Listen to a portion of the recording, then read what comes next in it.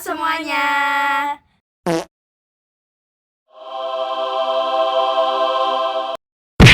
Kenalin, aku Mira. Aku Nadia dan aku Najwa.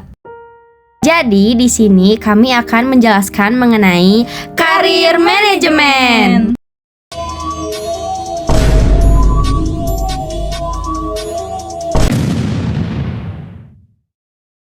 Pertama-tama kita akan mengenal dulu apa itu karir.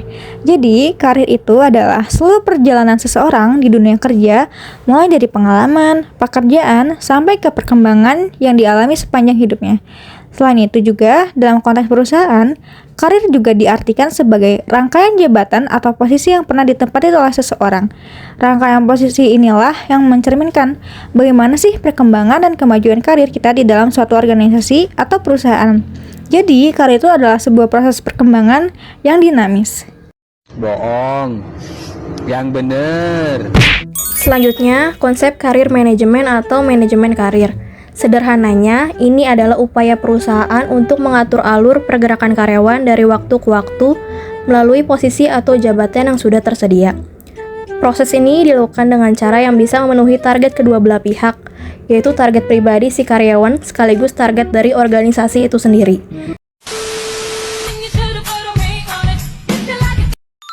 Karir manajemen memiliki beberapa tujuan yang penting bagi perusahaan maupun bagi karyawan. Yang pertama adalah menyelaraskan tujuan individu dengan tujuan organisasi. Artinya, perusahaan membantu karyawan mencapai target karirnya sekaligus mendukung pencapaian tujuan perusahaan. Yang kedua, mengembangkan potensi dan kompetensi karyawan melalui pelatihan, pendidikan, maupun pengalaman kerja. Yang ketiga adalah meningkatkan motivasi dan loyalitas karyawan. Ketika karyawan melihat adanya kesempatan berkembang, mereka akan lebih semangat bekerja dan lebih setia kepada perusahaan. Tujuan berikutnya adalah mengurangi turnover atau tingkat keluar masuk karyawan. Jika perusahaan memberikan peluang karir yang jelas, karyawan akan cenderung bertahan lebih lama. Dan yang terakhir adalah menyiapkan suksesi untuk posisi strategis. Jadi, perusahaan sudah memiliki calon pemimpin yang siap menggantikan posisi penting ketika diperlukan. Selanjutnya kita akan membahas mengenai why finding. Why finding ini membantu kita memahami bagaimana seseorang dapat merencanakan dan mencapai tujuan karirnya melalui 3 komponen utama, yaitu the road, the map, and the vehicle. Yang pertama ada the road atau jalan. The road ini menggambarkan rangkaian jabatan atau jenjang karir yang telah disiapkan oleh perusahaan, mulai dari level yang paling bawah hingga level tertinggi. Dengan adanya jalur karir yang jelas, setiap karyawan itu dapat mengetahui posisi mereka saat ini dan memahami peluang pengembangan yang tersedia di masa depan. Kedua ada the map atau peta. Jika the road itu menunjukkan jalurnya, maka the map ini merupakan peta perjalanan karir setiap individu. Peta ini berisi tujuan karir jangka panjang, kompetensi yang perlu dikembangkan, pengalaman yang harus dimiliki, serta langkah-langkah yang perlu ditempuh agar tujuan tersebut dapat tercapai. Dan yang ketiga ada the vehicle atau kendaraan. Vehicle ini merupakan strategi atau cara yang digunakan oleh individu untuk mencapai tujuan karirnya. Kendaraan ini bisa berupa mengikuti pelatihan, meningkatkan kompetensi, mengambil sertifikasi, memperluas pengalaman kerja, membangun jaringan profesional, hingga mencari mentor yang dapat membantu proses pengembangan karir. Ketiga komponen ini tuh saling berkaitan. The road menunjukkan jalur karir yang tersedia, the map membantu individu merencanakan perjalanan karirnya, sedangkan the vehicle ini merupakan strategi yang digunakan untuk mencapai tujuan tersebut. Dengan memahami ketiga aspek ini, pengembangan karir menjadi lebih terarah, terencana, dan peluang untuk mencapai tujuan karir akan semakin besar. Selanjutnya di dalam karir path, jalurnya dibagi menjadi 2 pilihan utama. Pertama ada spesialis yang fokus pada keahlian mendalam di satu bidang tertentu dan bertanggung jawab atas kualitas output individu. Contohnya dari software engineer naik ke tech lead hingga principal engineer. Kedua ada manajerial yang fokus utamanya pada kemampuan memimpin serta mengambil keputusan. Jalurnya bergerak mengelola tim mulai dari posisi tim leader hingga mencapai level direktur. Jadi kita bisa memilih mau memperdalam skill teknis atau mengasah jiwa kepemimpinan. Jadi di sini kita masuk ke career planning dan development. Jadi di sini dalam infografis ini digambarkan seseorang yang sedang mengendari pesawat.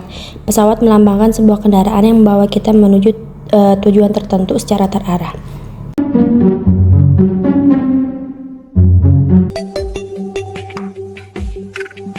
Setiap perusahaan memiliki sistem perencanaan karir yang berbeda-beda. Sistem ini digunakan sebagai langkah awal atau kompas dalam mengembangkan karir karyawannya. Artinya, perencanaan karir bukanlah proses sepihak dari karyawan saja. Perusahaan yang baik akan menyediakan jalur atau track karir yang jelas. Di sini, sebagai individu yang dituntut untuk mengenali proses potensi diri dan menyelaraskannya dengan sistem yang ada di tempat kita bekerja agar tidak salah arah. Setelah rencana dibuat, langkah selanjutnya adalah eksekusi, yaitu pengembangan karir. Coba perhatikan ilustrasinya. Seseorang yang sedang menyusun atau mendorong bongkahan batu besar. Ini melambangkan proses yang membutuhkan usaha, konsistensi, dan kerja keras. Pengembangan karir tidak terjadi dalam semalam. Pengembangan karir adalah proses peningkatan kemampuan, keterampilan, dan pengalaman kerja seseorang secara sistematis guna mencapai tujuan karir. Dan yang ketiga ada cara pengembangan karir. Lalu bagaimana cara konkretnya agar karir kita benar-benar bisa berkembang? Di era modern digital ini yang disimbolkan dengan seseorang yang produktif di depan laptop, ada beberapa strategi jitu yang bisa kita terapkan langsung, yaitu menetapkan target yang jelas. Jadi kita tuh tahu apa goal jangka pendek dan jangka panjang kita. Tanpa target, kita tidak tahu apa yang harus kita tingkatkan. Dan yang kedua ada meningkatkan kompetensi secara terus-menerus. Dunia kerja berubah dengan cepat, jangan pernah berhenti belajar. Dan yang ketiga ada membangun jaringan profesional atau networking.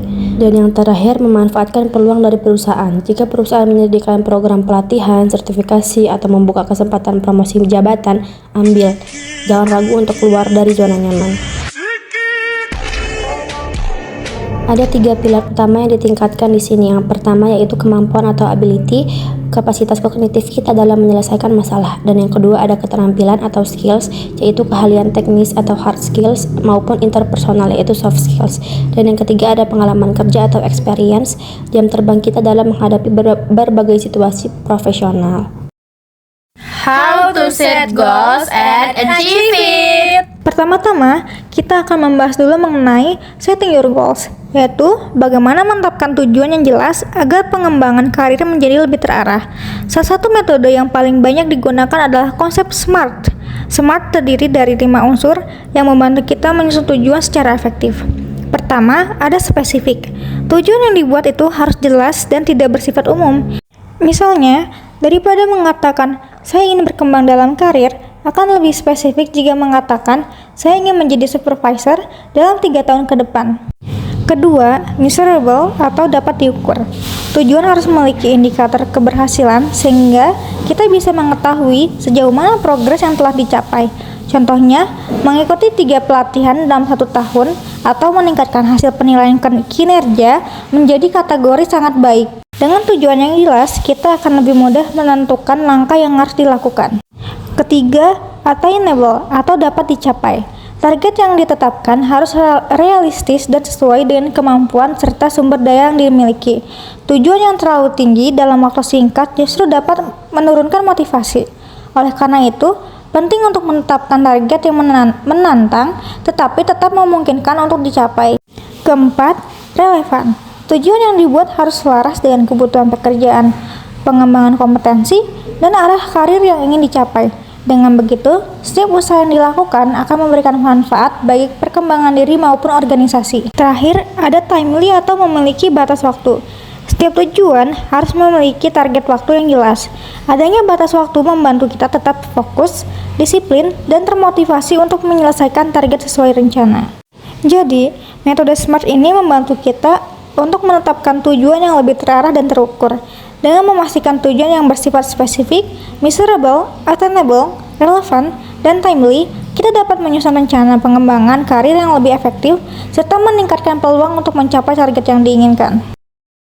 Sekarang kita bahas rumus eksekusi target yaitu STP. Pertama adalah strategi, yaitu menentukan arah besar dan apa saja yang kita butuhkan atau what do you need. Kedua adalah taktik, yaitu memikirkan cara teknis atau langkah cerdas untuk mencapainya atau how to achieve it. Dan yang ketiga adalah proses, yaitu tindakan nyata yang wajib kita lakukan setiap hari secara konsisten atau what you need to do every day to achieve it.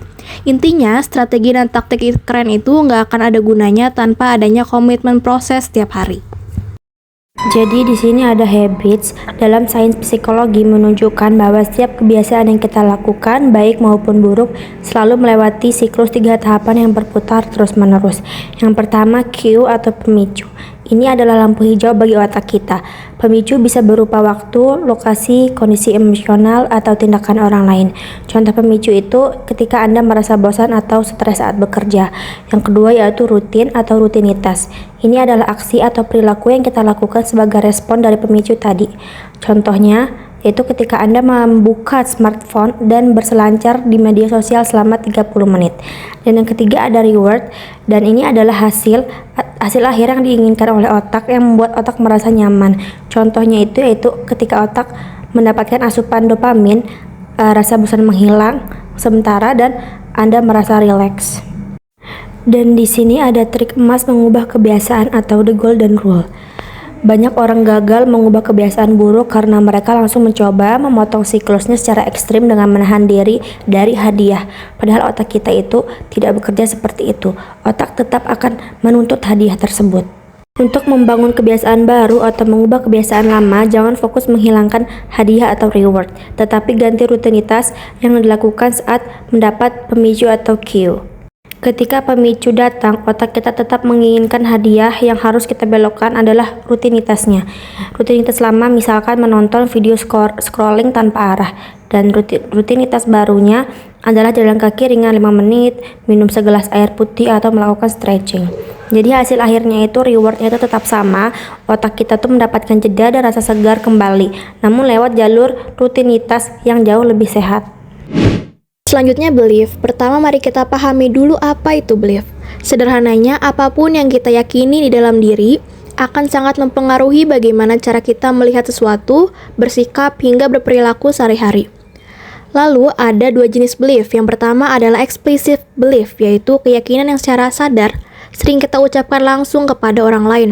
Yang kedua adalah implicit belief, yaitu keyakinan tersembunyi di alam bawah sadar yang hanya kita pikirkan dan rasakan sendiri. Kemudian ada peran belief. Apa perannya dalam mencapai target? Belief ini sangat menentukan tindakan kita untuk sukses. Kalau kita punya keyakinan yang kurang mendukung, kabar baiknya hal itu bisa diubah. Caranya adalah dengan konsisten melakukan kebiasaan dan strategi positif sampai pikiran kita membentuk keyakinan baru yang menuntun kita pada keberhasilan. Selanjutnya, kita akan membahas mengenai your big why, yaitu alasan utama atau motivasi terdalam yang menjadi dasar mengapa kita ingin mencapai suatu tujuan. Seringkali kita menetapkan target atau tujuan karir, tetapi ketika menghadapi tantangan, rasa lelah, atau kegagalan, semangat kita mulai menurun. Disinilah pentingnya Big Why. Big Why adalah alasan yang benar-benar bermakna bagi diri kita. Bukan hanya sekedar ingin mendapatkan jabatan yang lebih tinggi atau penghasilan yang lebih besar, tetapi memahami mengapa hal tersebut penting bagi kehidupan kita. Misalnya, ingin membahagiakan orang tua, memberikan masa depan yang lebih baik bagi keluarga, mengembangkan potensi diri, atau memberikan dampak positif bagi orang lain. Ketika kita mengetahui alasan yang kuat di balik tujuan tersebut, kita akan lebih mudah untuk tetap konsisten, disiplin, dan berkomitmen, meskipun menghadapi berbagai hambatan. Motivasi kita tidak hanya berasal dari hasil akhir, tetapi juga dari makna yang ingin kita capai.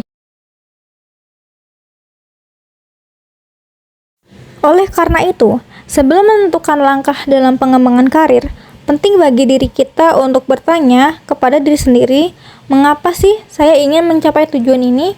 Jika jawabannya jelas dan bermakna, maka kita akan memiliki dorongan yang lebih kuat untuk terus maju dan tidak menyerah. Menemukan your big why berarti menemukan alasan terdalam di balik setiap tujuan yang kita tetapkan. Alasan inilah yang akan menjadi sumber motivasi dan kekuatan untuk tetap fokus, konsisten, dan bertahan hingga tujuan tersebut benar-benar tercapai. Los secretos escondidos en la noche. Terakhir, kita masuk ke konsep coherence. Sederhananya, coherence adalah keselarasan absolut antara 5 elemen penting yang sudah kita bahas, yaitu tujuan, strategi, kebiasaan, keyakinan, dan alasan utama atau your big why kita, di mana ketika semuanya saling mendukung, kondisi ini akan otomatis menghasilkan fokus dan konsistensi kuat yang pada akhirnya membawa kita menuju keberhasilan karir yang sesungguhnya. Thanks for watching. Jangan lupa like. Thank you very much.